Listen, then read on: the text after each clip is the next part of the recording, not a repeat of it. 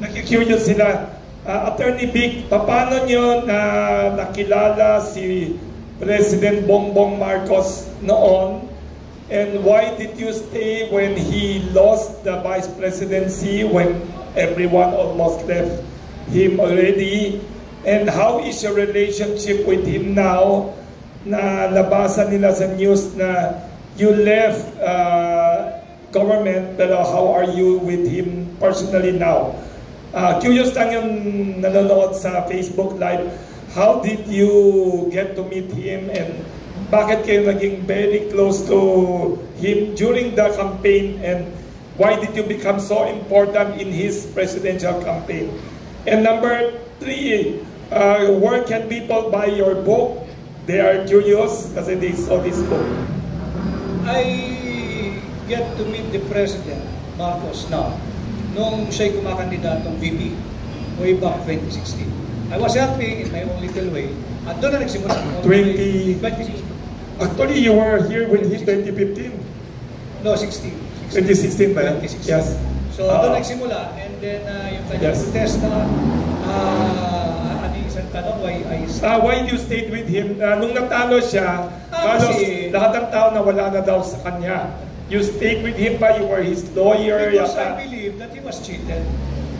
I believe then that he was cheated in 2016. So, ang aking advocacy is good governance. So, we cannot have good governance kung pipili ka lang na makakasama mo yung panalo.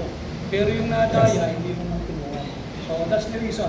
And I believe in our cause and what we fought way back in 2016. And then, may nagtanong, why did you write this beautiful, ang ganda ng libro, ang ganda ng papel, ang ganda ng pagkasulat. Why did you think of writing a book? Many of our politicians are not good at writing anything. Why did you, and then where can people buy this book? You can get a copy of this book sa Fully Book. Nationwide, meron po sila. I saw it sa Popular Bookstore also. Sa Popular Bookstore sa Tomas Moratos. Suki namin sa Baybayin Bookstore in Pasig.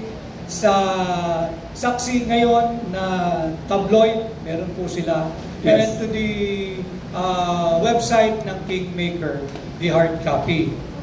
At sa Solidaridad Bookstore sa Manila, meron po yan. Why did I write the book? As you know, I would assume that you all know, napakaraming ibinatong kung ano-anong bintang sa akin, and natatawa lang ako, but sabi ko, hindi pwedeng palagpasin. Pero hindi ako sasagot through an interview or counter-interview or counter-vlog. Napakahinang uri ng pagsagot yan. So even when I was in Malacanang, I already thought of making my book. And sa librong ito, sabi ko nga, yung interview, yung forum na ganito, sa dami ng nangyayari, nalilimutan.